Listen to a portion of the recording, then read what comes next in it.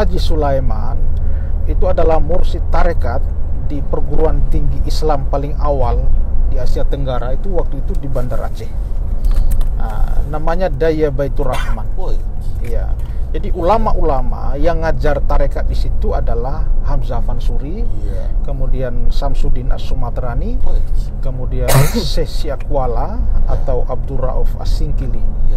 Dan satu yang mereka mengenalnya itu adalah ulama dari Tanah Buton, namanya Haji Sulaiman. Haji Sulaiman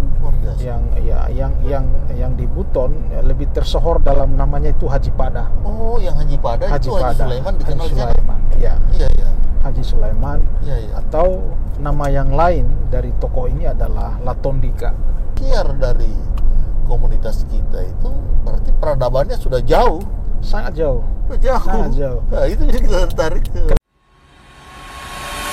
Saya sedang di perjalanan dari Raha menemani senator kita, Bapak Dr. MZ Amirul Tamim. Jadi kami ke Raha dalam agenda rancangan undang-undang masyarakat hukum adat yang sekarang diinisiasi dan didorong oleh Dewan Perwakilan Daerah Republik Indonesia untuk dibahas, dan sebelum itu ditetapkan diharapkan masukan-masukan dari masyarakat adat. Kesempatan ini akan saya gunakan sebaik-baiknya untuk saya berbincang dengan Pak Amirul terkait dengan Buton, sejarahnya dan budayanya. Baik Pak Amirul, kita sudah berjalan di banyak tempat dan menemukan bagaimana budaya ini sebenarnya, terutama dalam kaitan dengan Buton. Buton yang banyak disebut dalam manuskrip di luar Buton sebenarnya. Ya, kita menemukan kisah-kisah mengenai Buton tidak di Buton, di Pulau Seram, di Flores, di Maluku sana, di Papua bahkan. Bagaimana pendapat Pak Amirul terkait ini? Ya, kalau kita lihat dari sebaran masyarakat Buton yang ada di berbagai titik Nusantara ini ya, kalau kita identifikasi saudara-saudara kita yang bermerek Buton ya, itu kalau kita identifikasi mereka itu bukan baru 5-10 tahun di situ, malah sudah sekian generasi. Kalau kita identifikasi, dan itu sebarannya bukan saja di 1-2 titik di Nusantara ini. Hampir kita bisa katakan di mana ada pesisir ada orang Buton. Ya, betul. Kalau itu hasil identifikasi kita, dan memang faktanya seperti itu, mereka sudah sekian generasi. Kalau dari sisi waktu yang panjang itu, tentu mereka tidak mungkin sampai di situ kalau dia tidak menggunakan satu alat transportasi yang bisa mengantar mereka sampai ke situ. Iya. Dan tidak mungkin mereka sampai di situ kalau dia tidak mendapatkan informasi tentang kawasan wilayah mereka di mana. Iya kan? Artinya bahwa wawasan orang Buton untuk melihat titik-titik wilayah di Nusantara ini, itu mereka sudah punya informasi yang pasti akurat, atau setidaknya ada bayangan tentang kawasan di mana mereka singgah itu. Dan mereka tuju itu. Di timur sana Pak Amirul, ya seperti yang tadi Pak Amirul sampaikan, di mana pulau tidak selalu ada orang Buton di situ. Dan yang menarik, di beberapa negeri di timur sana ada pengakuan bahwa bahkan dalam kepandaian navigasi dan urusan melaut itu itu mereka banyak belajar dari orang Buton. Ya. Jadi orang Buton dengan sejarah, dengan budayanya, sebenarnya kalau digali lebih jauh, kita akan menemukan negeri ini adalah negeri dengan sejarah dan budaya yang besar. Yang besar. Ya. Jadi kalau kita lihat dari apa yang saya katakan tadi, bahwa kita di sana sudah sekian generasi, bahwa berarti negeri asalnya itu dalam arti bahwa Buton itu sendiri memang sudah eksis dalam sejarah panjangnya, ya kan? Ya katakanlah tadi Puji sendiri mengatakan bahwa mereka dengan ilmu navigasi dan lain sebagainya. Kan itu ilmu navigasi itu kan kalau untuk generasi sekarang kan harus disekolahkan di pelayaran. Iya. Woi, itu bersemester-semester. Iya, nah, itu. Sementara mereka tanpa pendidikan formal begitu, tapi secara alami, tapi saya yakin bahwa itu tidak mungkin. Bukan sebagai satu ilmu yang bias begitu saja, tapi pasti itu menjadi ilmu yang spesialis dimiliki oleh para warga Buton dalam tanda kutip pada masa itu. Iya. Ya, ilmu navigasi dan lain sebagainya seperti itu. Ya, itu kita bisa catat dalam sejarah perkembangan dunia, seperti kenapa orang Eropa bisa sampai di Nusantara ini, ya kan? Bagaimana itu benua Amerika bisa ditemukan oleh oleh Columbus. Ya kan? Bagaimana itu Australia dari yang tadinya penduduk aslinya ini, tapi terus dia dihuni oleh orang kulit. Dan itu saya kira mereka bisa sampai di situ dalam kategori berarti punya ilmu yang sama dengan orang Buton, yang bisa berada di berbagai Nusantara itu. Ya, artinya ilmu orang Buton yang pada masanya pada waktu itu saya yakin punya keunggulan dalam tanda kutip untuk sisi untuk laut. Itu satu. Belum kalau kita bicara dengan sisi-sisi lain.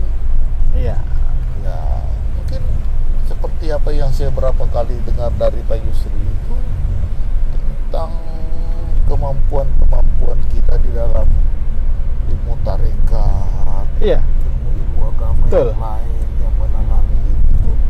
Saya kira itu tidak sedikit ulama-ulama kita juga tersebar. Betul. Ya kan? Betul. Ya, di beberapa titik-titik Nusantara ini. Artinya ilmu yang berlandaskan Islam itu kan tidak mungkin ujung-ujung dia muncul di Buton. Iya. Kan? Betul. Berarti ada yang bawa, kemudian didalami, dan mendalami itu tidak mungkin dalam 1-2 tahun langsung dia bisa mendalami sejauh itu. Mendalami seperti itu berarti jauh sebelumnya mereka juga sudah mendalami, mempelajari bagaimana menghayati sehingga dia tertanam sebagai satu penguasaan daripada ilmu itu, sehingga dia bisa dikategorikan sebagai ulama-ulama besar. Iya kan? Iya, betul.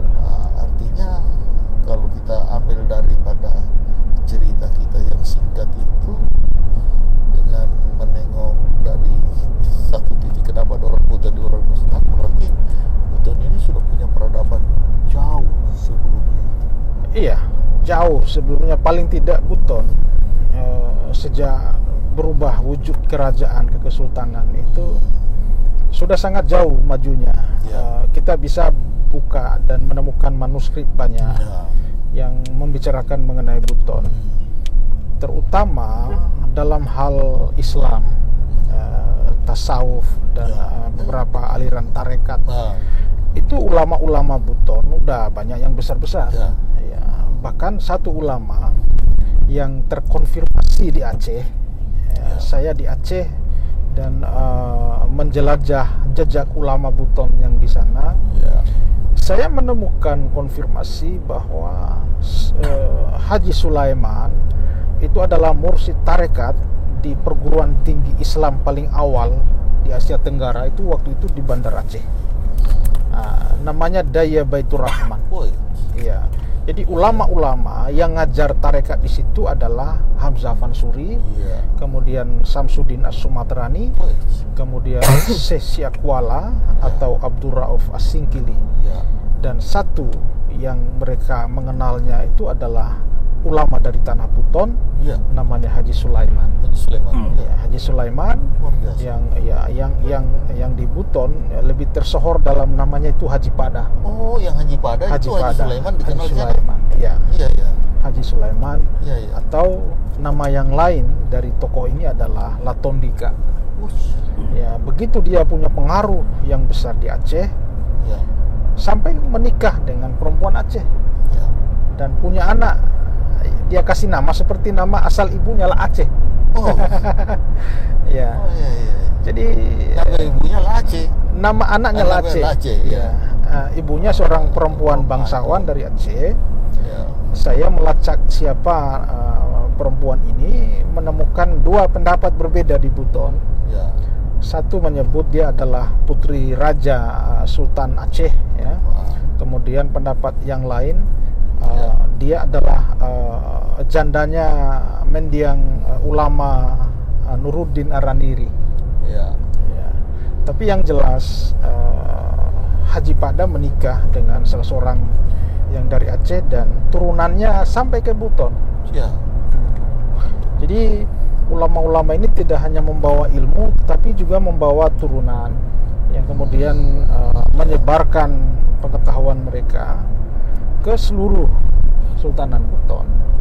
Jadi di tahun-tahun itu, tahun 1600-an, kira-kira paruh pertama abad ke-17, abad ke-16 itu, Islam sudah sangat maju di Buton. Sudah sangat maju di Buton. Dan mereka menyebar sampai nanti ke NTT, ke Flores sana. Dan saya juga menemukan konfirmasi justru banyak dari pihak sana. Artinya kalau misalnya orang Buton menceritakan Buton kan barangkali akan disebut subjektif. Tapi justru cerita-cerita mengenai ulama-ulama Buton itu datang dari orang-orang sana. Jadi mereka mengakui sendiri bahwa mereka berguru Islam dan belajar Islam dari ulama-ulama yang datang dari Tanah Buton. Ini menarik. Betul ya. Jadi berarti kalau betul seperti itu, dan saya yakin ya seperti itu, yang artinya bahwa Buton pada saat itu memang suatu negeri terbuka. Jadi kalau dia terbuka itu ada berapa kemungkinan? Kemungkinan pertama, ulama-ulama besar yang mungkin dari tanah Arab atau dari berbagai belahan bumi yang berasaskan Islam itu masuk ke situ. Betul. Atau kemungkinan lain, orang-orang Buton itu yang pergi ke tempat-tempat yang dimana tempat-tempat yang memang yang berasaskan Islam dari masa lalu itu.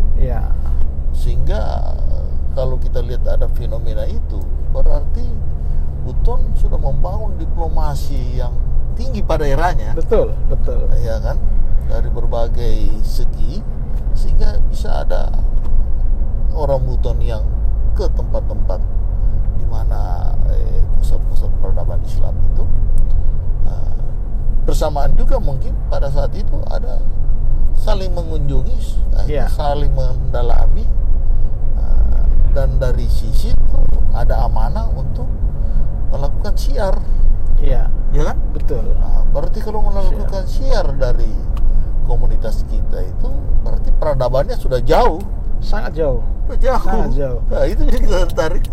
Karena kalau tidak jauh, Peter Bot, Gubernur Jenderal VOC di periode awal, tidak mungkin memerintahkan Apollonius Kote untuk datang ke Kesultanan Buton meminta perjanjian hubungan dengan Belanda.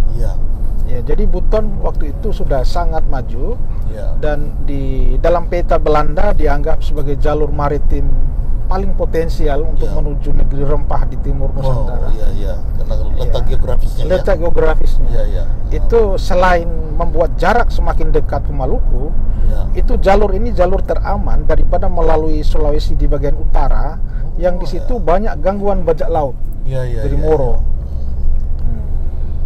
Itu. Wow, berarti lahirnya benteng keraton itu kan ada dua makna kalau saya lihat. Iya. Ya kan? Kenapa di pulau yang menurut kita itu bebatuan, Iya, ya tuh, tetapi ada benteng. ada benteng. Nah, yang kita sudah di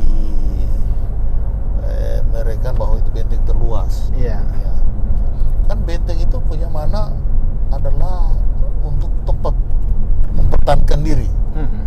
Nah, toh pertanyaan kita, kenapa dia mempertahankan diri?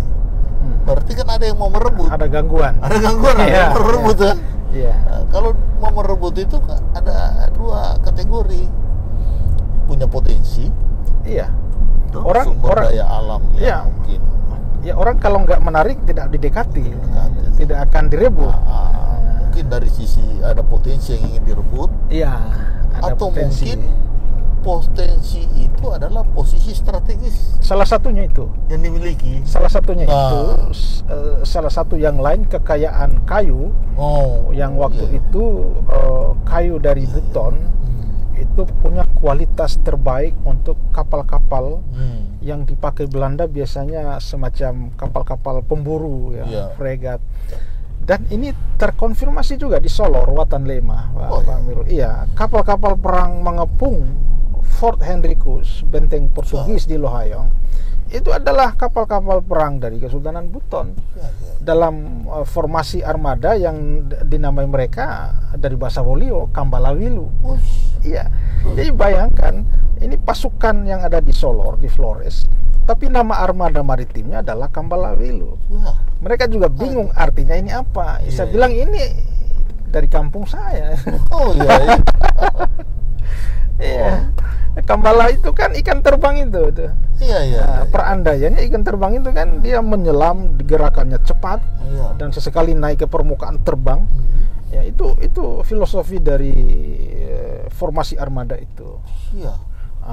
Itu di Flores. Iya. Kalau begitu ini informasi yang seperti ini kan harusnya menjadi referensi bagi Iya. generasi Buton untuk melihat keunggulan-keunggulan masa lalunya, sehingga bisa menjadi inspirasi sekaligus modal untuk kita merekayasa kawasan Buton itu sendiri. Betul. Dalam konteks kekinian maupun dalam konteks bagaimana kita menyebut masa depan Buton itu sendiri dalam posisinya yang dimiliki hari ini dengan pengalaman sejarahnya yang panjang masa lalu. Iya. Harusnya itu menjadi modal kita merekayasa Buton itu Betul. sendiri kalau menurut hemat saya. Itu modal besar yang Iya. bisa kita ambil sebagai spirit Iya. untuk mau dibawa kemana ini Iya, negeri iya. Buton ini. Setuju. Iya. Ah. Kan kita pasti akan merasa malu, masa Buton justru lebih maju jauh di masa lalu Iya. daripada di masa Iya, sekarang. dari sisi peran-perannya kan. Dari sisi peran, Ah. itu posisi Buton sangat strategis. Wah, tantangan bagi kita semua tuh. Wilayah pengaruh Buton itu Iya. bahkan sampai di wilayah timur sana, Iya. bahkan di barat, Iya. sampai di Aceh. Iya. Wah, itu menarik sekali kalau begitu itu. Ya, tapi yang menarik soal benteng keraton tadi Pak Mirul, Iya. itu saya bincang dengan arkeolog UI Prof Cecep namanya, itu beliau. Iya. Saya pertanyakan itu kenapa benteng keraton itu benteng keraton itu katanya itu mahakarya dari leluhur Anda yang Iya. luar biasa. Iya. Kalau benteng-benteng Belanda itu kan batunya Ya. sudah teratur dia. Sudah teratur. Udah di kota-kota tinggal disusun. Tapi benteng keraton itu batunya lonjong kiri sana, besar kecil, ada yang itu kan perlu ketekunan dan ketelitian menyusun ya. itu Iya, iya. supaya berbentuk estetik. Jadi leluhur kita masa lalu sudah punya kearifan untuk bagaimana menyusun batu-batu yang berbeda ukuran menjadi benteng Ya. dengan tidak kehilangan artistiknya, keindahannya. Iya. Ya, itu katanya suatu kemajuan yang luar biasa itu. Wah, itu pernyataan itu kan merupakan satu indikasi bahwa kita sudah jauh lebih dulu Jauh lebih beradab. Iya. Karena Iya. cerminan keberadaban itu dari sistem pembangunan Ya. benteng yang bayangkan sudah mulai kita berpikir bagaimana yang dibangun ini kalau ada bencana Ya. dia tidak terkena pengaruh dari bencana itu. Iya. Sampai urusan mitigasi udah mereka pikirkan. Ya. Dengan teknologi yang ala kadarnya. Ya. Kan kalau kita lihat dari produk menjadi benteng itu, kan itu tidak mungkin kerja kecil. Iya. Berarti itu kerja-kerja yang terorganisir. Betul. Terorganisir begitu kan tidak bisa dalam kelompok-kelompok terbatas. Nggak mungkin kelompok itu saja yang kerja. Ini harus jadi kerja yang dilakukan dengan model rekayasa bertahap. Artinya tidak mungkin kelompok orang di situ saja yang kerja sampai selesai. Iya. Pasti ini kerja yang memerlukan kolaborasi dengan sebuah elemen masyarakat Buton yang ada di segala penjuru Buton itu sendiri. Betul. Mungkin bergilir. Betul. Bahwa bulan ini kalian bawa makanan sendiri. Iya. Kerja. Betul. Nah, itu bulan depan kelompok masyarakat sana dengan bawa bekal sendiri kerja. Mungkin pasti seperti itu manajemennya. Seperti itu kerja bersama, kerja kolaborasi dari seluruh elemen waktu itu di Buton. Sehingga ya menjadilah mahakarya besar yang sampai sekarang kita masih lihat.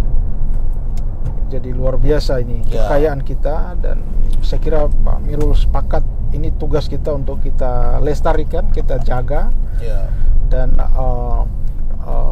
dokumen-dokumen kita harus disimpan baik-baik, dan yang belum terdokumentasi sebaiknya didokumentasi.